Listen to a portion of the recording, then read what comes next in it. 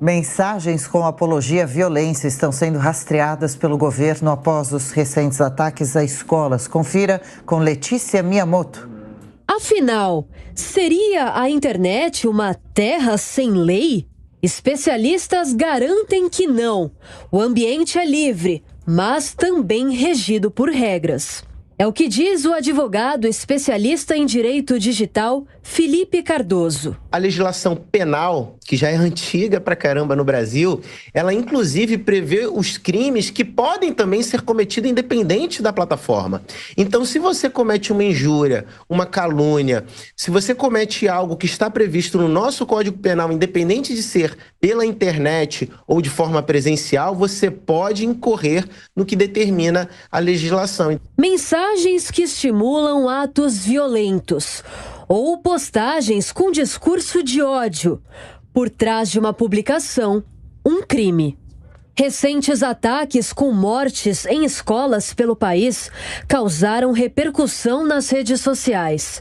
Segundo o governo federal, cerca de 1.000 perfis já foram rastreados com algum tipo de menção de apologia à violência no ambiente escolar. Segundo o advogado, em um primeiro momento, a plataforma digital não é responsável pelo conteúdo publicado pelos usuários, mas o cenário muda quando há uma determinação judicial. É importante a gente esclarecer que no Brasil a gente tem uma legislação específica que vai trabalhar em cima dos assuntos relacionados à internet, que é o Marco Civil. O Marco Civil ele veio para regulamentar, de uma maneira geral, os principais atores que utilizam a internet como um todo. Seja rede social, seja aplicativo, seja um jogo, seja um site ou um e-commerce. Então, o Marco Civil ele serve para criar regras e definir responsabilidade. Caso haja uma determinação judicial, uma solicitação de remoção de determinado conteúdo, como, por exemplo, um conteúdo que seja ruim, um conteúdo que incite o ódio, alguma coisa que seja necessária a remoção por uma questão de ordem social e tenha havido prévia determinação judicial para isso, é importante a gente deixar claro que esse provedor, nessa hipótese, se ele não cumprir a determinação, ele sim pode ser responsabilizado. Na segunda-feira, representantes do Twitter se reuniram com o Ministério da Justiça e Segurança Pública para tratarem das publicações identificadas que incitam violência ou exibem fotos dos autores de ataques violentos às escolas do país. A rede social argumentou que as postagens não violam os termos de uso da rede e que, por isso, os perfis não deveriam ser excluídos. O posicionamento causou espanto nas outras plataformas digitais e para o ministro Flávio Dino, que disse que o termo não se sobrepõe à Constituição. A gente recomenda sempre que as plataformas e os termos de uso dela estejam alinhados à legislação, porque entre o que determina a plataforma e o que determina a lei, a gente tem que deixar claro que o que vale é o que está escrito na lei.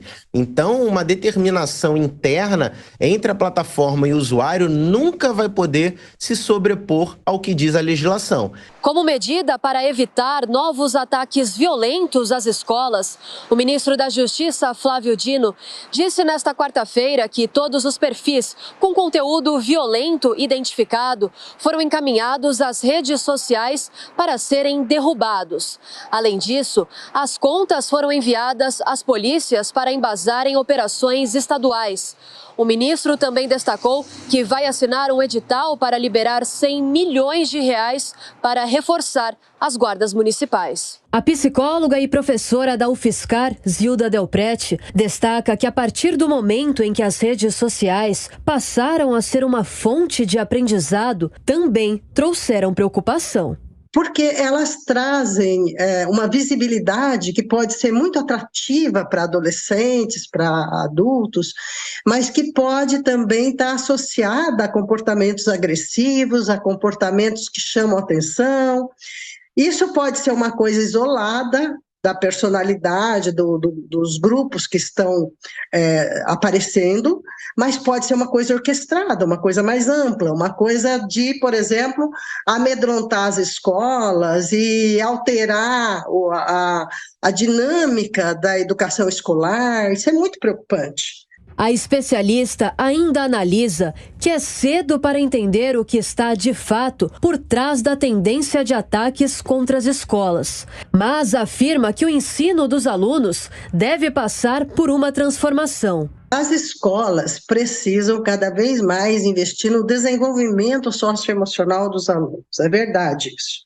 Esse é um ponto sobre o qual eu batalho também. Eu acho importante que as escolas cada vez mais olhem para esse desenvolvimento socioemocional associado a uma formação sólida, acadêmica dos alunos.